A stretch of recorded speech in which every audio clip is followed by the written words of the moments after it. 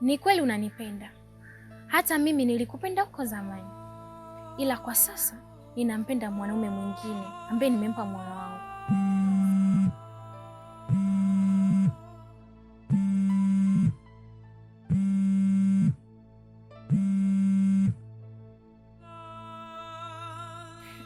Hello baby Kai.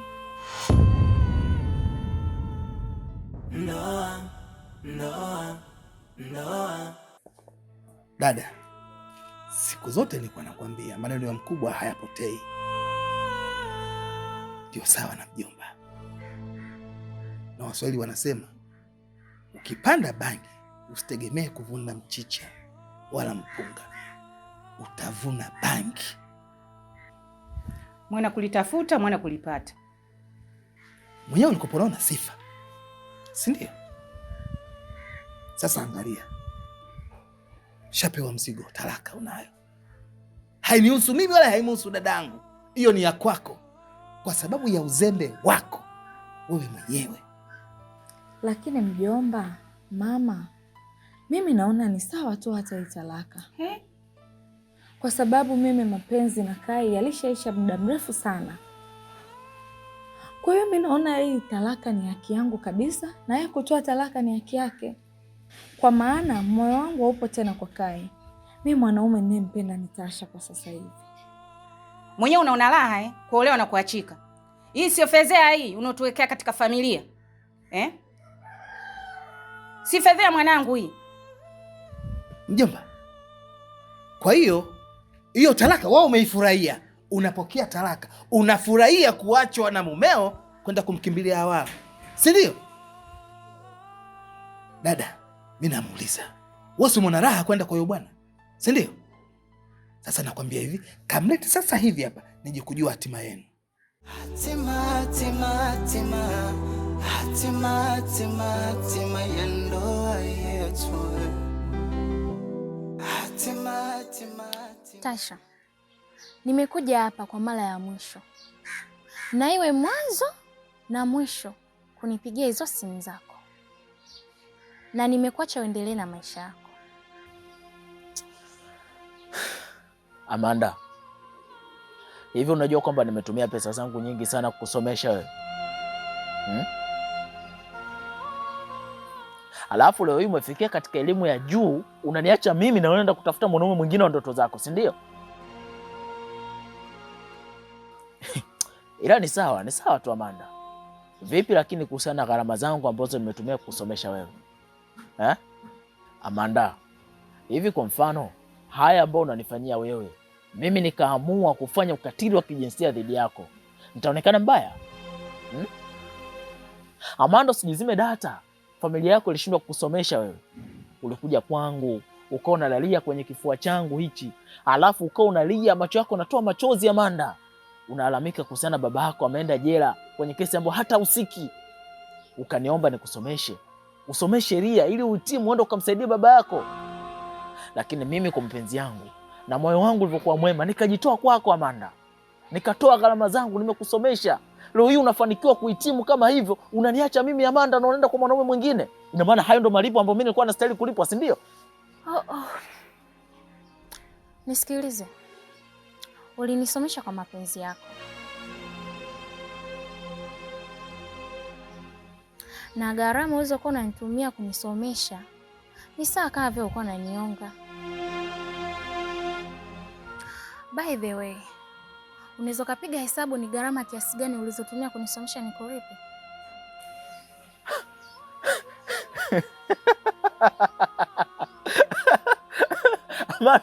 Amanda, unaona ni rahisi? Unaona ni rahisi kupiga hesabu nikwambie na kudai shilingi ngapi ili unilipe? Amanda.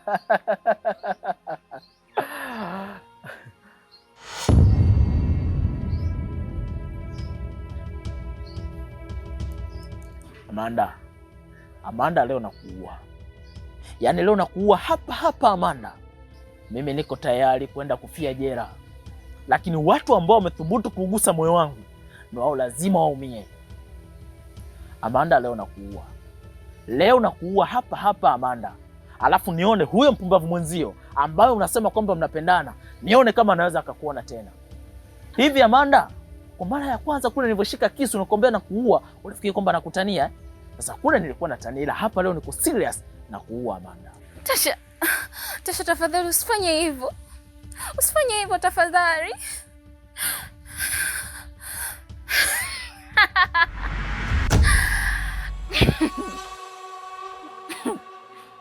Hivi ulizani nitaogopa? Ulizani nitakiogopa hicho kisu? Nisikilize, unachokiwaza wewe mimi nimeshakiwaza nyuma. Tazama kule.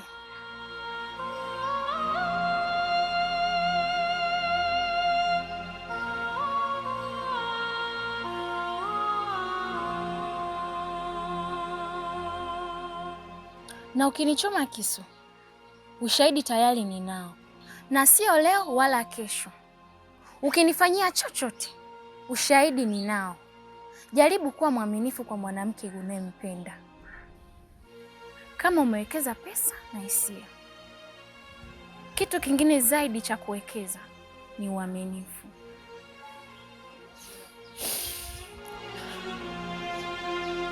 Wewe mpumbavu wewe. Hebu acha kurekodi acha kurekodi pumbavu.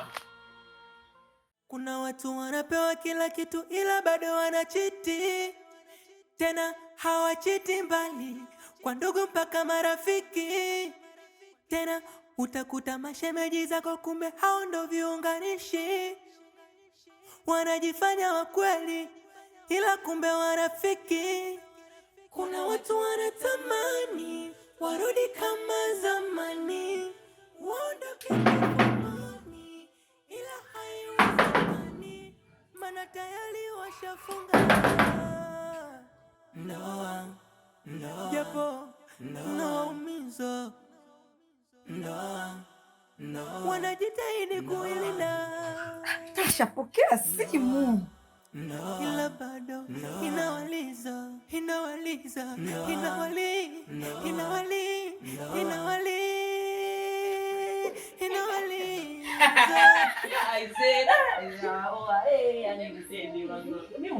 Unajua kama ungekuwa unaniuliza, mbona mimi ningejua tu kama yaani si unajua.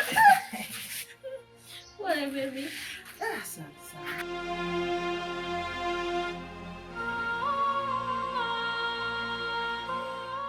Baby, nimekuchosha. Umeumia au mzito sana eti? Hapana, yani wewe sio mzito kabisa yani. Yaani wewe mwepesi kama kitenesi. Yaani sichoki kukubeba. Kweli baby? Kweli.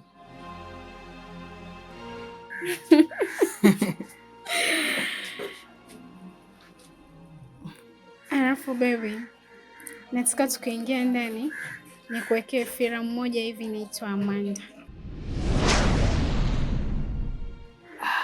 Wow. Sasa kwa nini uniwekee filamu ambayo inaitwa Amanda? Hiyo filamu ni nzuri sana. Humo ndani kuna mke wa mtu kampenda kijana. Alafu huyo kijana kapenda pisi ya chuo. Yaani baby, ukiangalia hiyo movie utaenjoy sana. Yaani huyo mke wa mtu ni anahangaika. Fanya kama unaona baby. Alafu we dada, naomba unisikilize. Tuheshimiane. Yaani tuheshimiane kabisa. Nitakuja kukufanya kitu ambacho hujawahi kufanywa.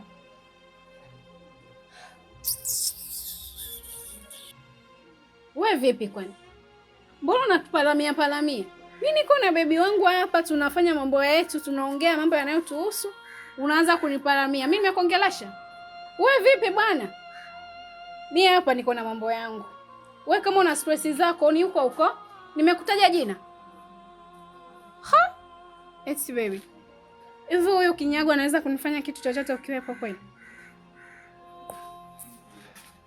Sikiliza nikwambie wewe mwanamke. Nakupa ya maneno kaa uyashikilie. Sipendi hizo tabia za kuja kumuongelesha mpenzi wangu alafu mimi nipo tu unampandizia sauti, si ndio hivyo? Sasa sikia nikwambie, mimi nilishawahi pata tuzo ya kupiga wanawake wapumbavu kama wewe. Sasa endelea kuwa na shobo na mpenzi wangu. Utaona kitu nitachokufanya kitu gani kibaya. Mwanalamu mkubwa wewe. Pole baby, pole. Achana naye. Asikupanikishe wewe. Usio ukashindwa kufanya mambo yako. Sema baby, umenifurahisha leo. Nataka tushinde wote leo kutwa nzima. Nataka kuenjoy mimi na wewe leo. Kwa hiyo leo naichapa. Kama kawaida. Sunset baby.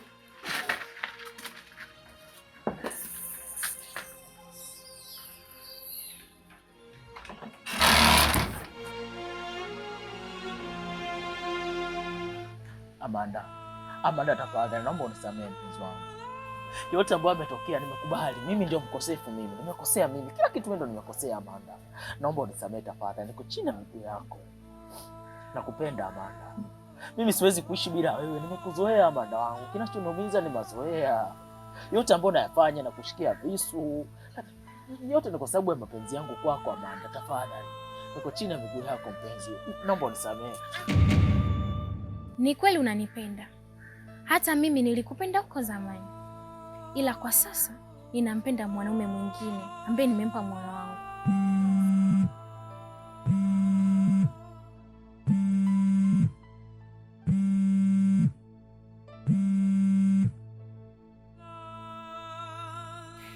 Hello baby Kai. Ya, niko poa. Okay, sawa. Sawa, nakuja sasa hivi.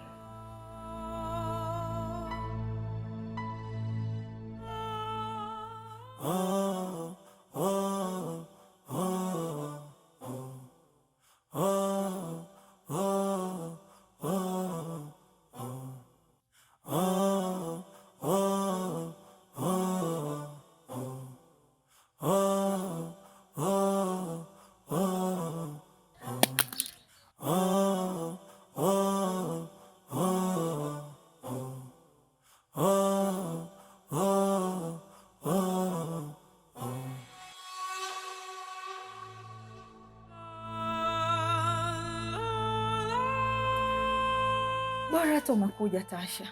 Nimekupigia simu yako muda mrefu sana hata upokei. Yaani nilikuwa nina wasiwasi. Moyo wangu ulikuwa unakuwaza sana. Nimekaa hapa muda wote na kusubiri wewe. Ulikuwa unanisubiri ili iweje? Nina habari special sana nataka kuzungumza na wewe. Habari gani hizo?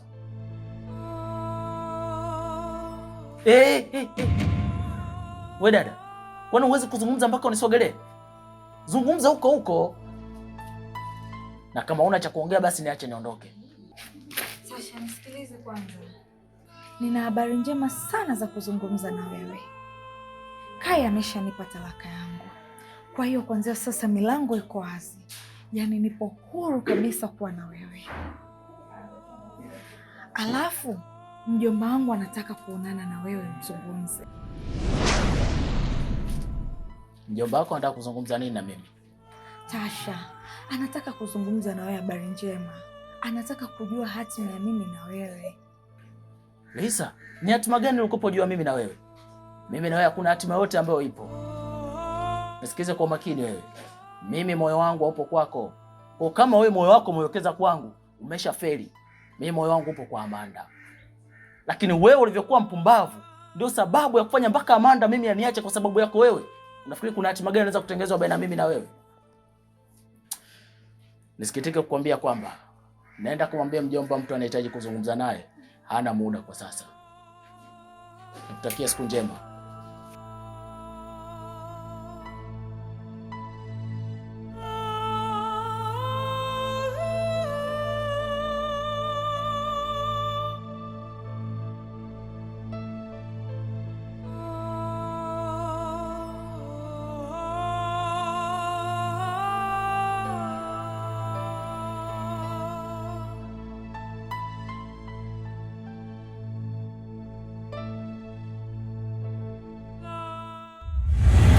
Nisikilize. Ulinisomesha kwa mapenzi yako. Na gharama ulizokuwa unanitumia kunisomesha ni sawa kama vile ulikuwa unanionga.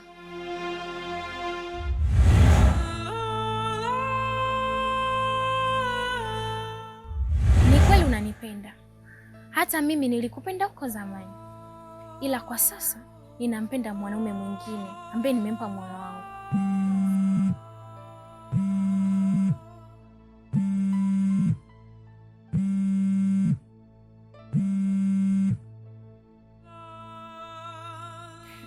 Hello baby Kai.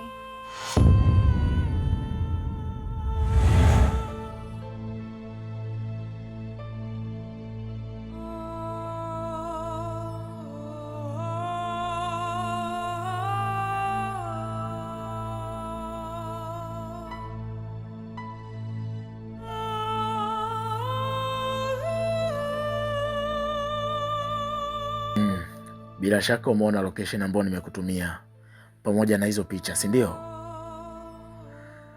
Na basi hao ndio walengwa. Hao ndio watu ambao napaswa mkawateke sasa hivi. Yaani sina muda wa kupoteza tena. Dakika 15 zijazo hao watu nahitaji wawe katika himaya yangu. Umenielewa? Vizuri. Fanya hivyo.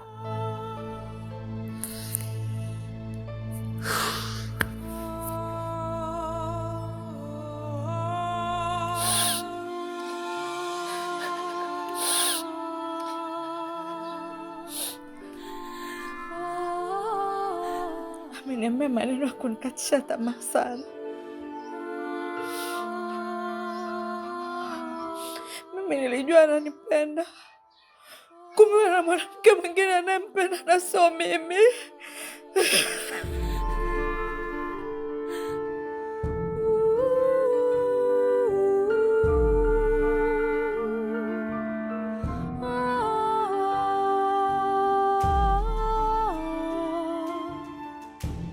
Siku zote Waswahili wanasema usiyesikia la mkuu basi uvunjika guu. Ndio hayo yalokukuta. Kinywa cha mtu mzima kinanuka, lakini ni tiba tosha. Umeona sasa yalokukuta. Ulikuwa unafurahia talaka, eti mumeo amekupa talaka, wewe unafurahi tu. Unaona sasa yalokukuta. Umekimbia kwa huyo hawala, na huyo hawala mwenyewe kashakukataa sasa. Utafanya nini? Mwana kulitafuta, mwana kulipata. Ukae chini, utulie. Lakini sikiliza. Mimi nakupa wazo la mwisho. Yalokukuta jaribu kusahau. Rudi kwa Kai. Kamwombe samahani. Kutoka moyoni, samahani ya dhati. Na ukika atakusamehe. Hawezi kumsamehe huyu kwa uchafu aliomfanyia. Mtoto akinyia kiganja huwezi kukata. Utaosha na mambo mengine ataendelea. Ndoa, ndoa, ndoa, ndoa, ndoa, ndoa, ndoa, ndoa, ndoa. Kai, mume wangu, hivi niliyosikia ni kweli? Daktari anavyosema kwamba familia yake imetekwa, mke na mtoto wake, na anayehusika ni Tasha, ni kweli? Nani mume wako?